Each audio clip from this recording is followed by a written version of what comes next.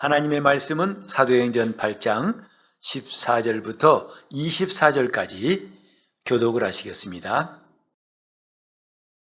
예루살렘에 있는 사도들이 사마리아도 하나님의 말씀을 받았다 함을 듣고 베드로와 요한을 보내매 그들이 내려가서 저희를 위하여 성령 받기를 기도하니 이는 아직 한 사람에게도 성령 내리신 일이 없고 오직 주 예수의 이름으로 침례만 받을 뿐이러라.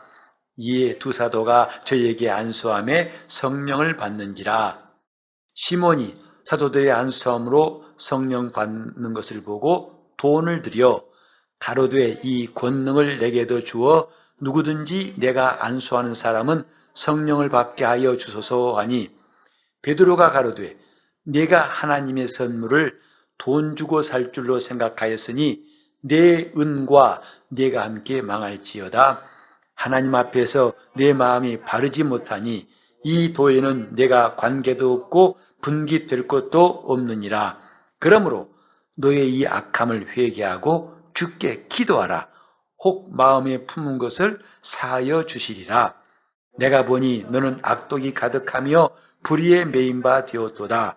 시몬이 대답하여 가로되 나를 위하여 주께 기도하여 말한 것이 하나도 내게 임하지 말게 하소서 하니라. 아멘. 오늘도 우리 하나님 앞에서 거룩한 예배를 사모하며 참 예배자로 예배하는 여러분 심령에 하나님의 말로 다할 수 없는 사랑과 그 크신 능력이 언제나 함께 하시기를 예수 이름으로 축복합니다. 예수 믿는 사람이 성령 받는 것에 대해서 많은 이론들이 있습니다. 학자들 가운데에도 그것은 이미 믿을 때에 성령 받은 것이고 특별히 성령 받는 것은 강조할 필요가 없다 이런 사람도 있고 그렇지 않고 성령 받은 사람들이 별도로 있는 것이 아니고 이제 믿는 사람이라면 성령을 받아야 한다 해서 믿는 것과 성령 받는 것을 구별하는 주장도 있습니다. 그래서 대부분 사람들은 성령 받았습니까? 하는 질문에 대해서 좀 궁금해하고 의아해하죠. 그거 받은 거 아닌가요? 내가 믿을 때 다 받은 거라고 생각하는데요. 많은 사람들이 이런 답변을 해요. 하지만 오늘 우리는 여기에서 중요한 문제를 좀 생각해 보려고 합니다. 다름 아닌 마술사 시몬의 이야기. 이 이야기가 왜 이렇게 성경에 자세히 나왔을까를 먼저 주의해 보고자 합니다. 좀 이 사람이 말한 것, 행하는 것을 자세히 8장의 거의 반 이상을 할애해 가지고 기록한 뜻이 무엇일까? 거기에 우리 관심이 머물고자 합니다. 아시는 대로 이 마술사 시몬, 이 사람은 사마리아 성에서 대단한 사람이었다고 알려져 있습니다. 그 영향력이 만만치 않다 이 말이죠. 그래서 많은 사람이 그를 추종하고 그의 권위 앞에서 복종했습니다. 그런데 빌립 집사가 사마리아에 가가지고 복음을 전하며 이적을 행하고 능력을 행하니까 많은 사람들이 예수 믿고 침례받을 때에 이 사람도 거기에 포함되었더라고 했습니다. 이런 소식이 전해지니까 이제 예루살렘에 있는 사도들이 베드로와 요한을 파송하여서 그들에게 가게 했습니다. 가서 그들을 위한 게 뭐냐면 저희를 위해서 성령 받기를 기도하더라고 15절에 말씀했어요. 성령 받기를 기도하니라. 이 의미에 대해서 또 여러 학자들의 말이 있습니다만 우리는 단지 성경에 나와 있는 주님 말씀을 근거로 해서 살펴보려고 합니다. 왜 성령 받기를 기도했을까? 즉 사마리아 교회가 섰다 이 말이죠. 믿는 자가 나왔는데 그들에게 가서 베드로와 요한이 성령 받기를 위해서 기도하더라. 왜 그랬을까? 우리가 성경을 잘 이해하는 습관이 뭐냐면 왜 이렇게 기록되었을까를 찾는 거예요. 하나님이 왜 예수를 보내셨을까? 거기서부터 이 귀한 질문이 놀라운 답변을 얻게 되는 것이죠. 그러니까 왜라는 것은 배움의 시작이에요. 마침내 하는 깨달음이 오는 것, 그것이 한 가지를 배운 거죠. 왜 베드로와 요한이 사마리아 성에 가서 이미 믿는 자들에게 성령 받기를 위해 기도했을까? 사실 마술사 시몬의 이야기는 이 일과 결코 떼려야 뗄 수 없는 관계에 있습니다. 그리고 이것은 오늘날 우리에게 똑같은 이야기예요. 결코 우리가 남의 일처럼 보고 갈 문제가 아니라는 것을 오늘 좀 말씀드리려고 합니다.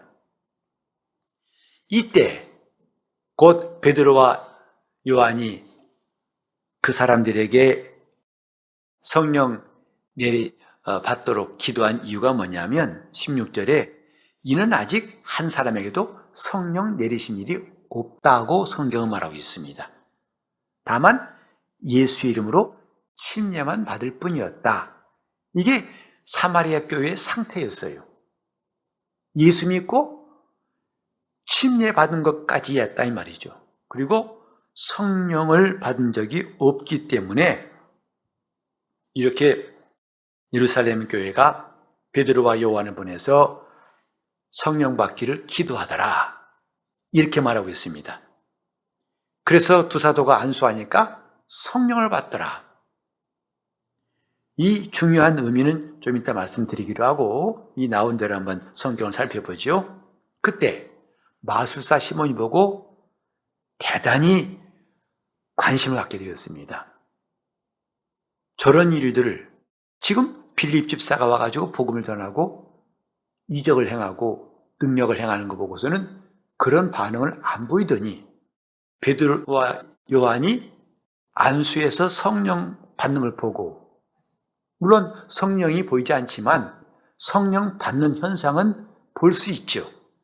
오순절마가 다락방처럼 각 사람이 성령의 말하심을 따라 방언도 말하고 또 놀라운 일들을 현상은 볼 수 있습니다. 그걸 보고서 이 마술사 시몬이 마음이 통해가지고 부탁했어요.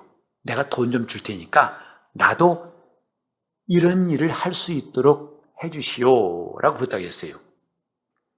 나도 안수에서 성령 받게 하는 권능을 나도 할 수 있도록 좀 돈 줄 테니까 이 일을 좀 도와주시오 이렇게 한 거죠.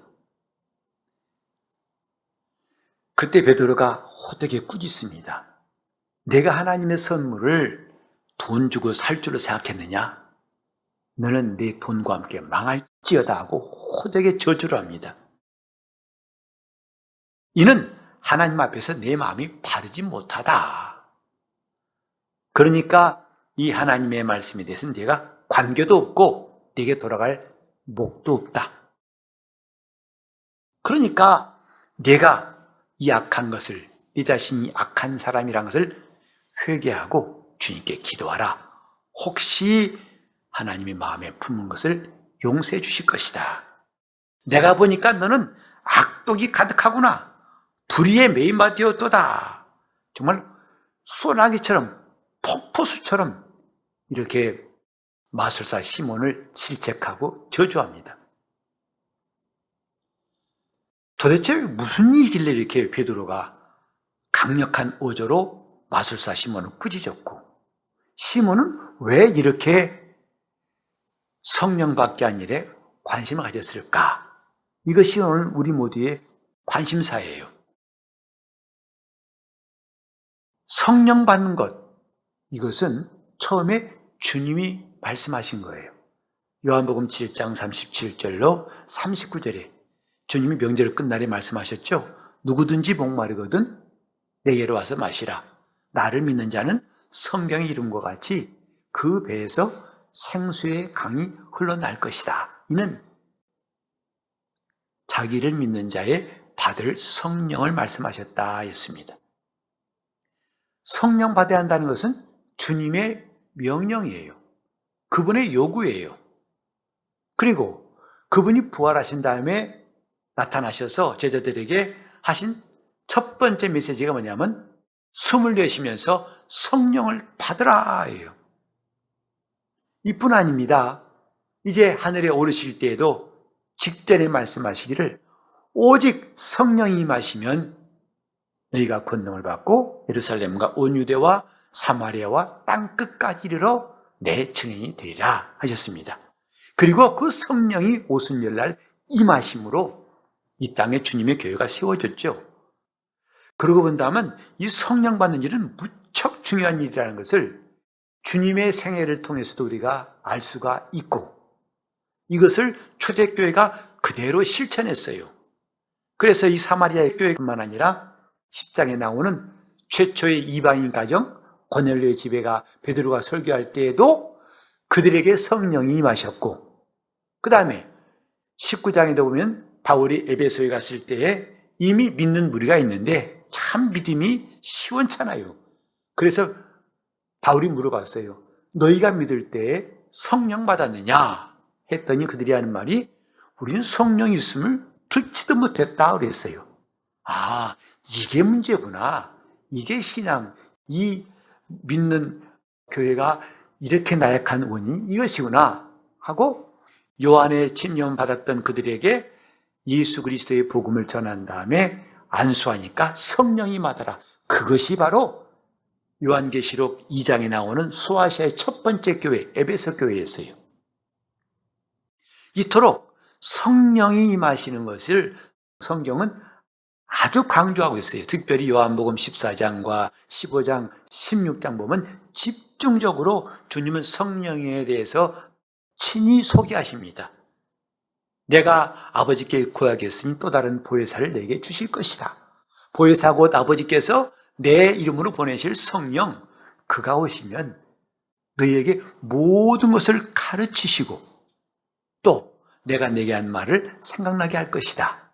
저는 진리의 영이라 장래의 일을 알게 하시며 또 이제 너희에게 정말 내가 한 말을 기억하고 저는 세상을 책망하시되 죄에 대하여 의에 대하여 심판에 대해서 책망할 것이다. 이것이 너희에게 유익이다. 정말 주님의 말씀이 거기에 집중되어 있어요. 이런 성령의 역사, 또 믿는 자에게 성령을 보내시려고 했던 주님의 뜻, 이것과 오늘 마술사 시몬의 의도와 심하게 어긋나 있다는 사실을 이 본문은 보여주고 있어요. 하나님의 뜻과 이 마술사 시몬의 생각은 전혀 달라요. 그래서 베드로가 그 차이를 보고서 통렬하게 꾸짖는 거 아니겠어요? 너는 네 돈과 함께 망하라. 망할지어다. 하나님 앞에 내 마음은 바르지 않다고 정죄해버렸어요. 너의 이 악함을 회개하고 주께 기도하라. 혹시라도 주님이 너를 사해 주실 수 모르겠다. 너는 악독이 가득하며 불의의 메인바 되었다. 여러분 참 생각해 보세요. 지금 이렇게 말을 듣는 사람이 누구죠? 마술사 시몬인데요. 그는 누구예요? 이미 빌립이 전도를 받고 예수를 믿은 사람 아니에요? 그리고 침례도 받은 사람이에요. 그리고 빌립을 전심으로 따라다녔다고 앞에 구절에 성경에 말씀하고 있잖아요. 우리 생각들 한다면 이 사람은 믿는 자라 이 말이에요. 근데 베드로가 성령 충만하여 꾸짖은 게 뭐냐면 너는 악독이 가득하다. 즉 너는 이미 악한 자에게 매여 있다는 뜻입니다. 아니 어떻게 예수 믿는 사람이 악한 자에게 매여 있을 수 있습니까? 제가 분명히 예수를 주로 고백하고 침례도 받았는데 어찌 저렇게 너무 심한 말 한 것이 아닐까 라고 생각할 수도 있어요. 하지만 우리는 여기서 잘 알아야 됩니다. 베드로가 심한 말 한 게 아닙니다. 너무나 어긋나가 있지만은 그걸 제대로 잡아주려고 베드로는 꾸짖은 거예요. 너는 불의에 매인 바 되었도다. 너는 악의 세력의 노예가 되었고 여전히 불의에 속해 있구나. 그러니 믿는 자라고 할 수 있겠는가 하고 통렬하게 꾸짖는 거죠. 오늘 우리가 예수 믿을 때 난 믿는 자니까, 또 믿는 사람으로 서로 교제하다가도 상대방에 대해서 충격받는 데 있어요. 아니 세상에 예수 믿는 사람이 그럴 수 있나? 그리고 그가 하는 말을 통해서 상처받기도 합니다. 도무지 믿는 사람이라 할 수 없다고 하면서 심히 고통스러운 사람들도 있어요. 이게 무슨 말인가 이 말이죠. 오늘 놀라운 것은요, 성경에서 성령을 강조하시고 성령의 임재, 성령을 받으라고 성령의 인도하심에 대해서 오늘날 교회들이 그렇게 많이 말하고 있지 않다는 사실이에요. 성도들이 혹시 마음이 상할까 봐, 혹시 저들에게 상처가 될까 봐 전전긍긍하는 설교자도 있어요. 그래서 성경대로 이것은 아니요, 이건 불의한 것이요, 이건 틀렸어라고 말하는 것을 너무 직설적으로 말하면 그건 안 된다고 권면하는 사람도 있어요. 하지만 우리는 잘 알아야 됩니다. 우리 믿음의 결국은 영혼의 구원이에요. 내가 믿는 건 믿는 자체가 중요한 게 아니라 그 믿음을 통해서 영혼이 구원을 받는데 이르러야 믿음이 소용있는 거 아니겠어요? 믿는 자란 타이틀이 중요한 게 아니라 그 믿는 자가 결국에 영생에 들어가는 게 중요한 거 아니겠습니까? 그렇게 본다면 오늘 이 시몬 마술사의 이야기는 참 충격적이에요.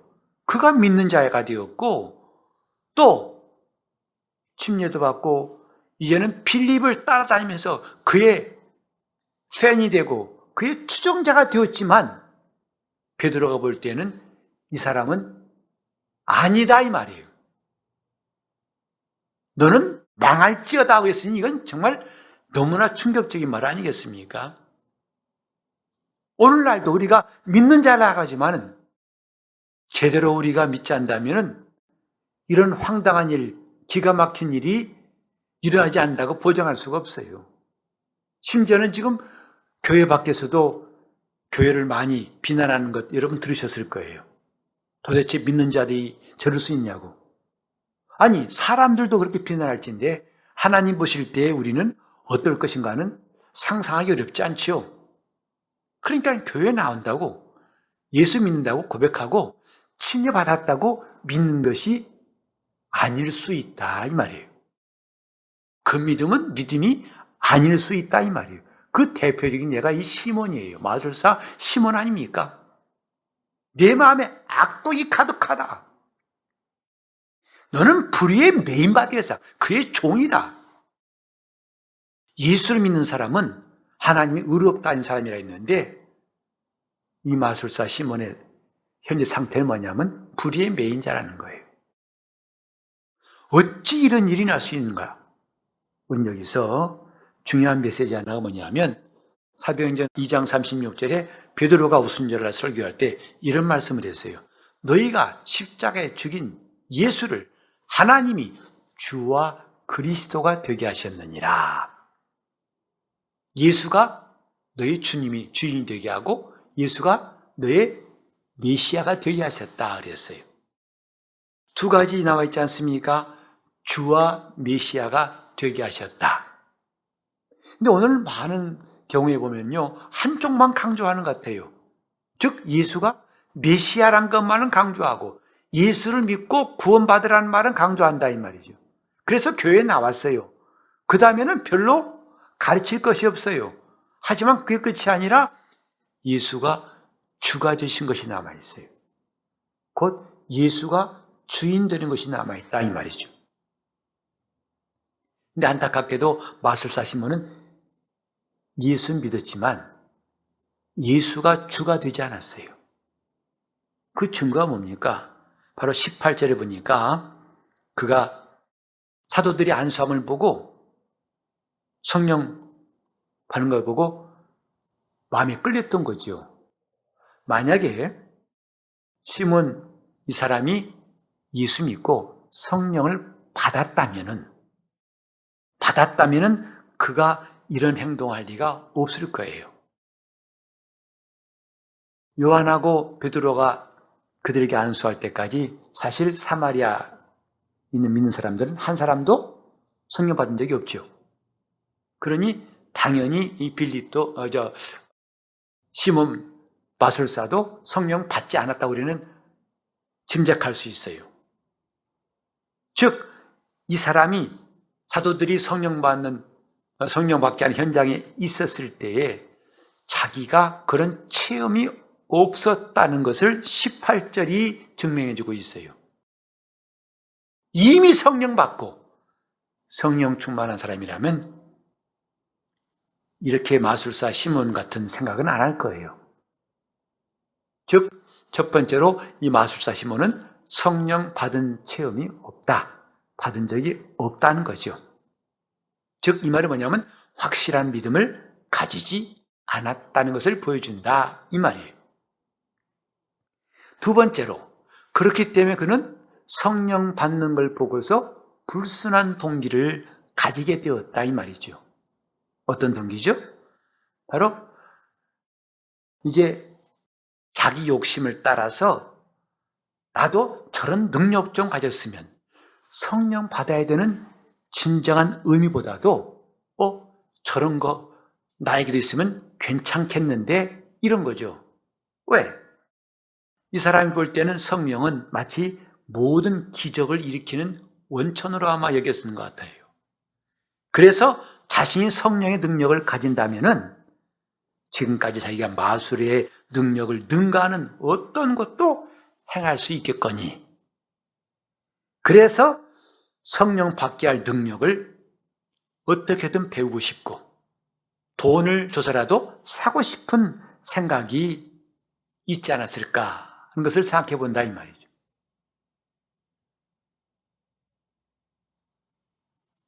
좀 적당한 비유가 아닌지 모르겠지만 제보다 제밥이란 말이 있어요. 제사하는 것보다도 제사밥에 관심이 있다는 뜻인가요? 뭔가 지금 중요한 것보다는 딴 데에 마음이 있는 것을 일컬을 때 그렇게 말을 쓰죠. 이 마술사 시몬은 성령을 받아야 될 하나님의 뜻보다도 저런 신기한 일이 자기에게 유익이 되겠다, 욕심이 생겼다 이 말이죠. 그건 처음부터 이 사람은 예수를 믿는 동기가 불순하지 않았나라는 생각을 하게 되는 거죠.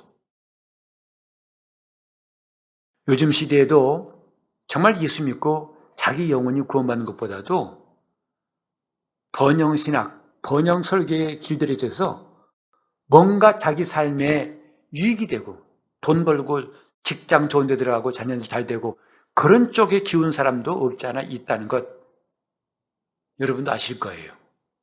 예수 믿으세요? 병고침 받습니다. 물론 병고침 받습니다. 그러나 그게 목적은 아니죠. 시몬 마술사는 오늘날 우리 모습과 별로 다르지 않아요. 그는 이 속에 지금 불순한 동기, 자기 욕심이 있다 이 말이죠. 그래 욕심을 포장해놓고 감춰놓고서 예수 믿는 사람 속에 들어온 거죠. 그러니까 하나님의 선물을 돈 주고 살려고 했던 이런 습성이 베드로 앞에서 다 드러나 버린 거죠. 세 번째로 이 시몬 마술사를 본다면 이 사람은 예수를 받아들였지만은 그의 옛날의 사악한 습성을 아직 버리지 못하고 있다는 것. 믿고 있지만, 믿는다고 따라다녔지만 아직 사악한 옛 습성을 버리지 못했어요. 그래서 성경에 보면요, 우리 옛사람을 벗어버리라는 말씀이 여러 군데 나옵니다. 그건 누구한테 한 말입니까? 예수 안에 들어온 사람에게 한 말이에요. 옛사람을 벗어버리라. 그런데 그렇지 않고 옛사람의 옛날의 사악한 습성, 이 시몬같이 그걸 버리지 않으면 여전히 불의에 속하여 있고 악의 세력의 노예가 될 수밖에 없다는 것을 성경은 보여주고 있습니다. 이제 전해오는 말에 하면 이 사람은 나중에 영지주의를 창시한 사람이 되었다고 그래요. 교회를 엄청나게 힘들게 만들었고 많은 사람들이 순교당하게 했던 그 영지주의를 창시한 사람, 바로 이 시몬 마술사라는 말이 전해 내려오고 있습니다. 그러니까 자기 혼자 안 믿는 거 끝난 게 아니라 많은 사람까지 넘어지게 하고 그들이 타락하게 만들었던 일을 이 사람이 시작했다고 할 때에 그도 한때는 예수 믿고 침례받은 사람이었다는 것을 성경은 말하고 있지 않습니까? 자, 오늘 우리가 정말 진지하게 할 게 뭐냐면 예수를 구주로 믿었어요. 맞습니다. 하나님이 예수를 메시아가 되게 하셨어요. 그러나 또 한 가지, 예수를 주가 되게 하셨다는 것. 너희가 십자가에 못 박은 예수를 하나님이 주와 그리스도가 되게 하셨느니라. 오늘 우리의 형편으로 본다면, 해석한다면 이런 말이겠죠. 예수는 믿지만 예수를 주인으로 섬기지는 않고 있는 모습. 예수가 나의 구주라고는 고백합니다. 그 피로 죄사함 받았다고 기뻐하고 감사하고 눈물 흘리기도 합니다. 그러나 성경은 그 다음 단계를 말하고 있어요. 그렇다면 이제 그가 너의 주인 되시게 하라 이것입니다. 그래서 예수 믿고 구원받았다고 하지만은 아직도 옛사람의 습성을 벗어버리지 못한 사람, 그 사람에게 성경은 옛사람을 벗어버리라 하고 있어요. 그리고 새 사람을 입으라. 새 사람이 누굴까요? 예수를 비로소 주인으로 모신 사람들. 그가 나의 삶의 주인이 되고 영혼의 주인이 된 사람들. 이 사람이 새 사람이에요. 시몬이란 마술사는 예수 믿었지만 옛사람을 벗어버린 데 실패해서 그는 결국은 하나님과 영원히 관계없는 사람이 되었다는 사실을 말해주려고 사도행전 8장은 많은 분량을 할애해서 마술사 시몬에 대해서 말하고 있다고 생각합니다. 오늘 저와 여러분의 당면한 문제, 바로 저와 여러분 다 예외가 없습니다. 이거 아닙니까? 예수를 믿어 구원을 받았어요. 그러나 우리 삶이 변화가 없고 우리가 아직도 불의에 매여 있고 때로는 하나님 앞에서 하나님의 싫어하신 일들을 끝없이 하고 있다는 것도 부인할 수 없습니다. 중요한 게 뭐냐면 이제 예수 믿는 사람이 되었으면 예수가 주인이 되셔야 한다는 거죠. 믿음이란 뭐냐면 교회에 나온다는 것이 아니고 구원받았다는 것으로만 충분한 말이 아니고 주인이 생긴 거예요. 곧 지금까지는 내가 주인이었어요. 그러나 지금부터는 그분이 주인이시다. 내가 주인이었던 사람을 옛사람이라고 하고 예수께서 주인 된 삶을 새 사람이라고 하는 거예요. 이제 우리가 새롭게 되는 것, 어떻게? 예수께서 주인 되심으로 가능한 거예요. 성령은 이래서 받으라 하신 겁니다. 성령으로만이 예수를 주인 삼고 주님께 순종할 수 있어요. 성령은 우리 속에서 역사하시는 하나님이라고 성경에 말씀하고 있습니다. 너희 안에서 행하신 이는 하나님이시니 자기 기쁘신 뜻을 따라 소원을 도와 행하게 하신다고 빌립보서 2장 13절에 말씀하고 있습니다. 지금 우리가 믿노라 하지만 과연 주인이 누군가 하는 것입니다. 누가 주인인가? 예배하지만 누가 주인인가? 헌금하지만 누가 주인인가? 봉사하지만 누가 주인 되어서 봉사하는가? 이것은 정말 중요한 문제입니다. 그것을 우리에게 알려준 사람이 마술사 시몬이에요. 너희도 나처럼 이제 옛날의 사악한 습성을 버리지 않다면 이렇게 될 수 있다는 것을 타산지석 삼아 보여주고 있는 사례라고 할 수 있습니다. 믿는다고 믿는 게 아니라는 것, 이제 우리도 다 인정할 수밖에 없지 않습니까? 예수 믿는다고 다 믿는 게 아니구나. 믿다가 중간에 돌아간 사람이 적지 않지요. 왜 그랬을까요? 아직 주인이 없어요. 자기가 주인이기 때문에 주인이 바뀌어야 할 텐데 주인이 안 바뀌니까 그러면 결국은 돌아갈 수밖에 없다는 거죠. 잠깐 동안 여기에 머물렀지만 그러나 반드시 돌아갑니다. 주인이 안 바뀌었기 때문에. 우리가 지금 하나님 앞에 왔으면, 예수 안에 들어왔으면 성경 말씀에 그의 뿌리를 박고 그랬어요. 세움을 입어라 하신 말씀 우린 지난 주일에 함께 들었습니다. 우리가 주님 앞에 와서 그분의 은혜 받고 그 안에 정착했으면 거기에 집 짓는 겁니다. 뿌리를 박았으면 집을 짓는 것이다. 그게 세움을 입는 것이죠. 그 집 지어놓고 그 집에 살지 않은 사람이 과연 있겠는가? 일주일에 한번 잠깐 갔다 온 사람이 있겠습니까? 다른 데 가고 싶어도 자기 집에 어떻게 하면 더 오랫동안, 왜? 이 얼마나 꿈꿨던 집이었는데, 얼마나 귀한 집인데, 영혼까지 끌어모아 산 집인데, 아니 이 집을 내가 왜 잠시라도 비울까? 여기서 일 보고 여기서 모든 거 하고 싶지 밖에 나가고 싶지 않을 거예요. 그처럼 우리가 예수를 구주로 모셨다면 이제부터는 그분 안에 사는 법을 배워야 한다 이 말이죠. 그게 그분을 주인으로 모시는 거예요. 성령만이 그분을 주인으로 모시고 살게 하신 분입니다.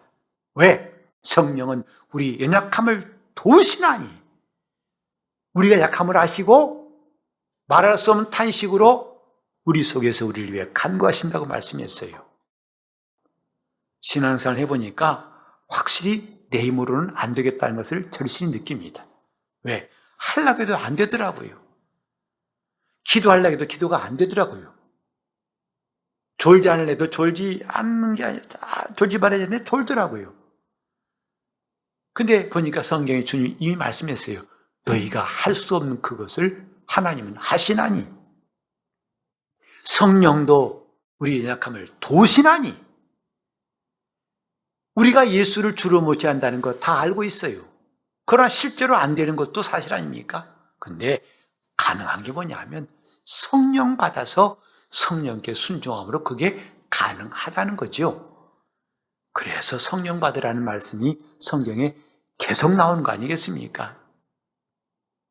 요즘에는 그런 말이 참 드문데 앞으로는 좀 우리 교회에서도 성령 받읍시다 하는 말들이 많이 나왔으면 좋겠어요. 이게 성경의 가르침대라는 겁니다. 성령 받읍시다. 받은 사람은 충만해집시다. 왜? 그래야 내가 주인이 아니고 주님이 주인 노릇 하실 수 있습니다. 그래야 우리에게는 생명이 있습니다. 그래야 우리에게는 영원한 날에 들어갈 소망이 생기는 겁니다. 지금처럼 했다가는 마술사 시몬처럼 되지 않으리라는 법이 없어요. 그런 보장이 없어요. 차라리 성령으로 우리가 신앙생활하면 우리는 넉넉히 주님 나라에 들어갈 수가 있을 것입니다. 지금 우리에게 필요한 것, 내가 주인 되지 않는 것이다 이 말이죠. 마술사 시몬은 자기가 주인 노릇하겠다는 이 의지를 꺾지 않아서 영원히 그리스도와 헤어지는 이 비극을, 불행을 그는 마침내 당하게 되었습니다. 이게 우리에게 주는 교훈이에요. 너가 지금 주인 노릇할 거냐? 아니면 주님이 시켜서 그분이 시키시는 대로 주인 노릇할 거냐? 거기에 영생과 영벌이 달려있다는 것. 그러면 내가 정말 주인으로 모신다는 게 뭘까? 그걸 간단히 말하면요, 내 마음대로 하지 않는 것입니다. 대부분 우리의 생각들이 뭐냐면 내 마음대로 하고 싶은 겁니다. 내 마음대로 생각하고, 내 마음대로 먹고, 내 마음대로 가고, 내 마음대로 자고. 이제부터라도 우리는 내 마음대로 하지 않는 것을 훈련해야 한다 이 말이에요. 그래서 일부러라도, 고의로라도 그렇게 하지 않는 훈련을 하는 것이 중요합니다. 성경 읽기 싫어요. 근데 일부러 고의로 읽는 겁니다. 기도 시간이 됐는데 5분 릴레이 시간이 됐는데 오늘따라 왠지 기도하기 싫어요. 기도하기 싫은 마음이 드느냐? 옳지. 고의로 기도하자. 고의로 전도하고, 고의로 감사하고, 고의로 예배하고. 이것이 뭐냐 하면 성령께서 나를 지배하시게 하는 방법이 돼요. 곧 주인이 되시는, 주님이 나의 주인 되시는 훈련이다 이 말이죠. 내 마음의 생각이 떠오르면 고의로 반대로 하는 것. 어찌 보면 신령한 청개구리라 할까요? 주님 말씀대로 살라는 사람은 자기 마음, 자기 소원에 대해서는 신령한 청개구리가 되어야 한다. 그러면 우리는 그때부터 새 사람이 되어 살 수 있고, 성령은 이렇게 하려는 사람들을 도우시는 하나님이시다 이 말이죠. 우리 이제부터 정말 주님이 다스리시고 거느리시는 아주 놀라운 생생하고 충만한 역사이기를 예수 이름으로 축원합니다. 이것이 마술사 시몬을 통해서 하나님 우리에게 보이신 교훈이라고 할 수 있습니다.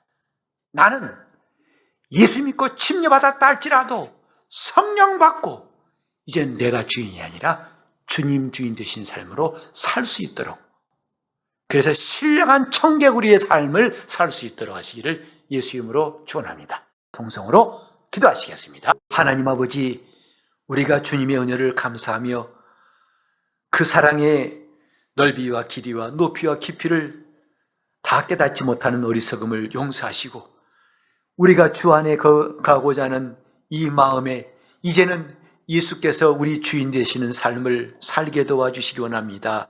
옛사람을 벗어버리고 새사람을 입게 도와주시옵소서.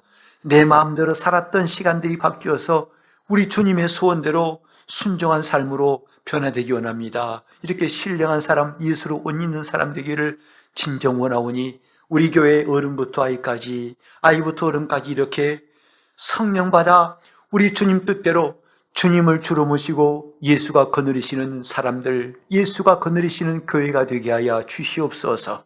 주님, 이 강단이 살아있어서 매 시간마다 살아계신 하나님 말씀이 선포되게 도와주시고, 그 말씀을 듣는 영혼들이 깨어지고 살아나서 하나님의 사랑받는 성도들 다 예수 안에 뿌리를 받고 세움을 입고 교훈을 받은 대로 굳게 서서 감사함이 넘칠 수 있도록 우리 교회를 주님이 양육하시고 붙잡아 주시고 인도하여 주시옵소서. 예수 이름 받들어 기도를 이옵나이다.